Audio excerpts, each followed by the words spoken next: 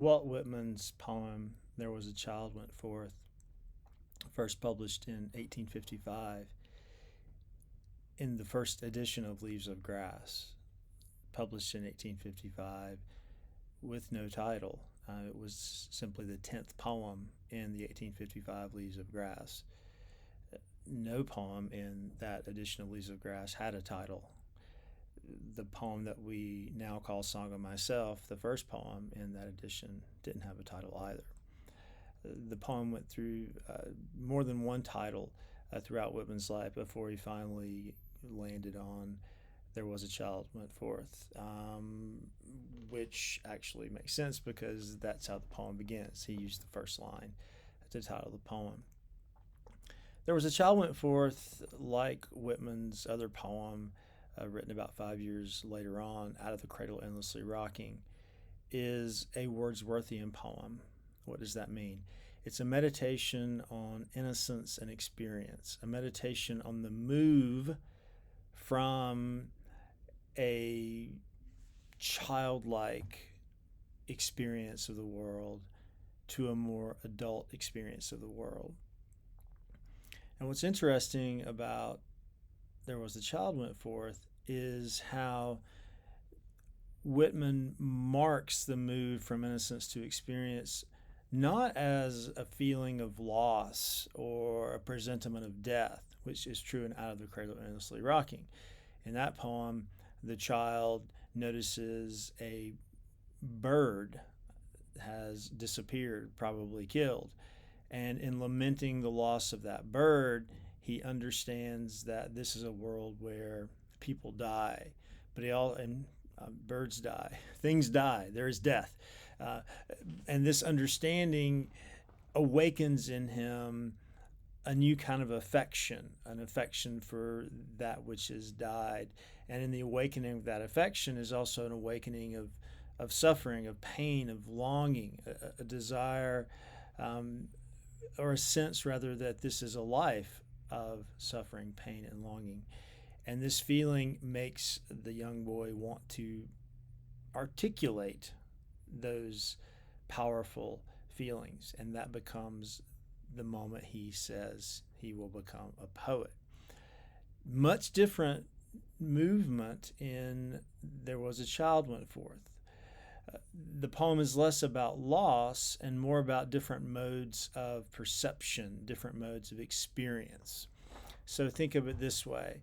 When you are a young child, you might fixate on a particular object that really engrosses you.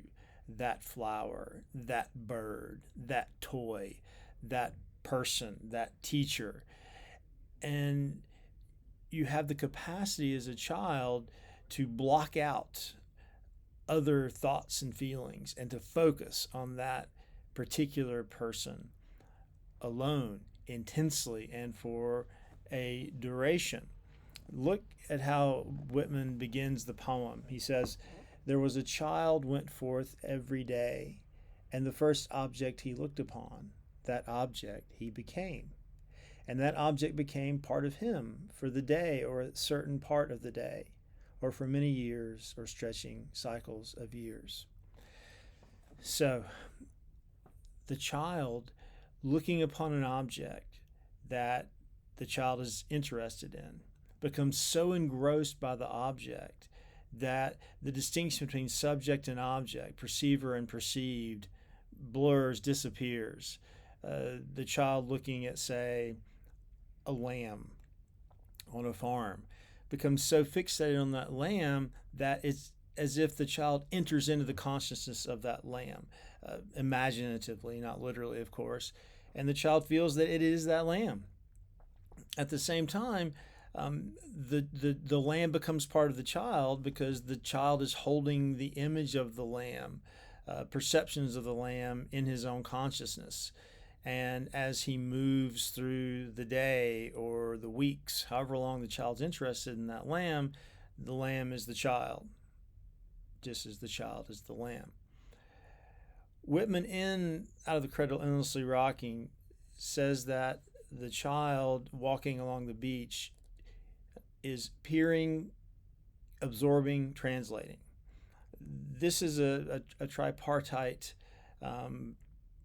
relationship that I think is useful in thinking about these first lines. The child peers at something and is so interested that the child feels that it absorbs that something and is absorbed by that something. Whitman loved the word absorption. He says in the preface to 1855 lyrical ballads. Here I'm talking about Wordsworth. In the preface to 1855 Leaves of Grass, he says that ideally the poet absorbs his country and the country absorbs the poet, meaning that the relationship between poet and environment is so intense and engrossing that one becomes the other. Now notice that in the opening lines of There Was a Child Went Forth, Whitman describes the child perceiving discrete things. He says, the early lilacs became part of this child, and the grass and white and red morning glories, and white and red clover, and the song of the phoebe bird, and the third month lambs, and the sow's pink faint litter, and the mare's foal, and the cow's calf. And so he goes to talk about field sprouts and light yellow corn.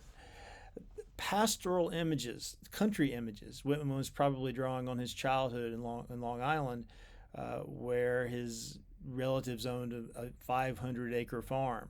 So he would have been very aware of the world of the farm. And these were actual things that Whitman, as a child, would have experienced. So we can see the first part of the poem is kind of pastoral, the child looking at discrete things and paying attention to discrete things, feeling as if he becomes those things become him. But what happens?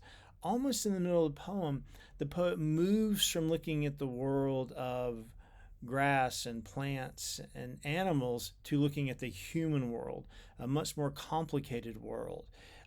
He turns to talk about his mother in particular. He loves his mother, this poet does, at home quietly placing the dishes on the supper table, the mother with mild words, her cap's clean, she has a wholesome odor. That sounds fantastic, an ideal mother. But then a shift to the father, who is not an ideal father. The father strong, self-sufficient, manly, mean, angered, unjust, the blow, the quick, loud word, the tight bargain, the crafty lure. So the first negative energy in the poem appears with the father. And that leads the poet to start thinking about love, not for plants and animals, but for humans, much more difficult. So he says that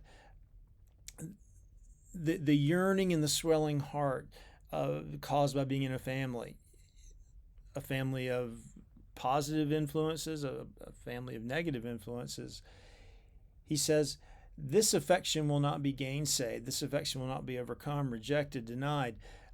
The sense of what is real, the thought if after all it should prove unreal.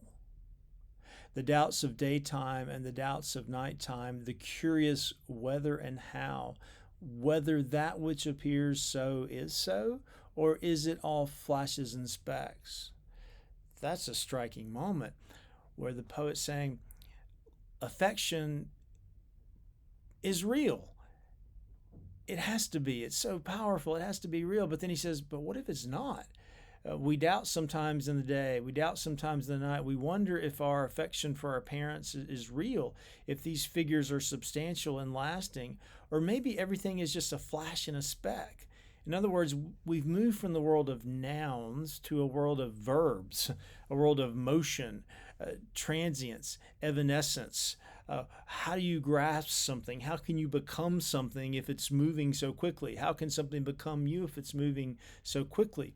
So this is the move to what we could call experience, a sense of the world not as unitary and discrete and simple to move around in, but as something is fragmented and quickly moving, where doubt seeps in, where you don't know what is what because things are moving so quickly. And then appropriately, the kind of imagery the poet uses to describe the world as flecks and flashes and specks is a more urban world.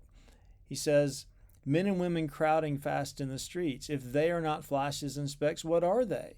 The streets themselves, vehicles, teams, the heavy planked wharves, huge crossing at the ferries, shadows, aureola, mist, hurrying, tumbling waves, quick broken crests slapping, the strata of colored clouds, the long bar of maroon tint away, solitary by itself, the spread of purity it lies motionless in. So there's a move to city streets, to ferries, to ships, to the ocean.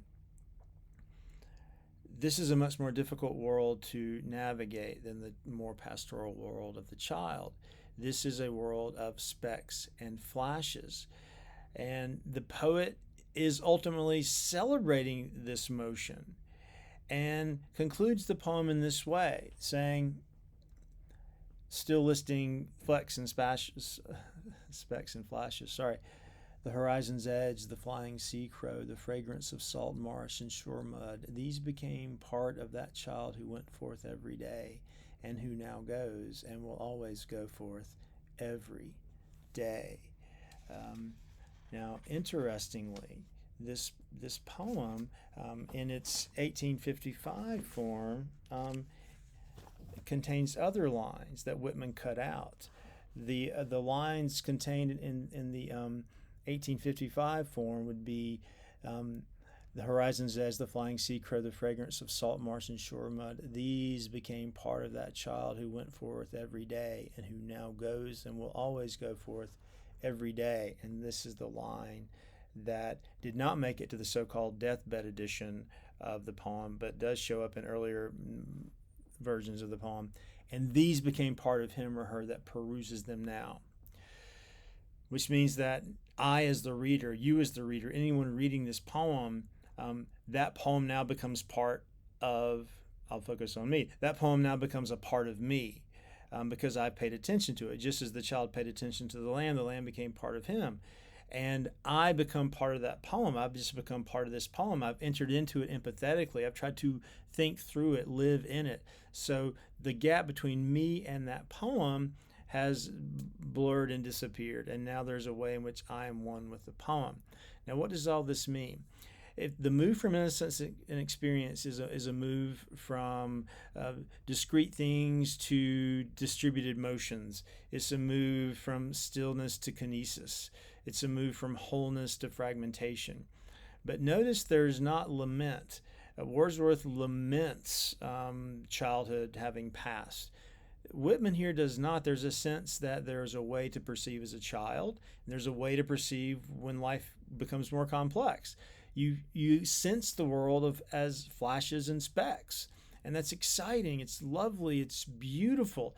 It's just a different way of perceiving. And yes, it is tied in with perhaps negative relationships like that one might have with the father. It is tied in with doubt, but there's a sense in this poem that doubt isn't necessarily enervating. Doubt can be exhilarating because it opens you to possibility, meaning, what is that over there? I don't really know what it is. Can I ever tell what it is? It becomes endlessly mysterious. So, if the poem is an interplay between wholeness and fragmentation, there's a sense that at the end of the poem, the reader becomes unified with the poem, integrated with the poem, and becomes that child. We become the child in reading the poem that goes forth every day. So we relive every time we read this interplay between innocence and experience, this move from unity to fragmentation. And what does that mean?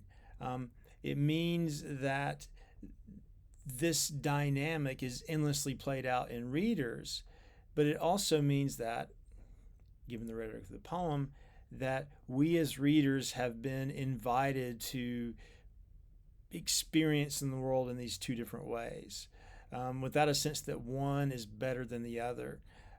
So we are invited to have a kind of double vision, to imagine the world having beauty in its harmony and interplay between discrete parts, but also the world has a beauty in its dynamism, in its turbulence at the same time. So again, innocence and experience in this poem unlike, say, Wordsworth's Tintern Abbey or Wordsworth's Intimations Ode, is not a sense of loss, but more a sense of two equally powerful and valid ways of interacting with the world. So that is a take on There Was a Child.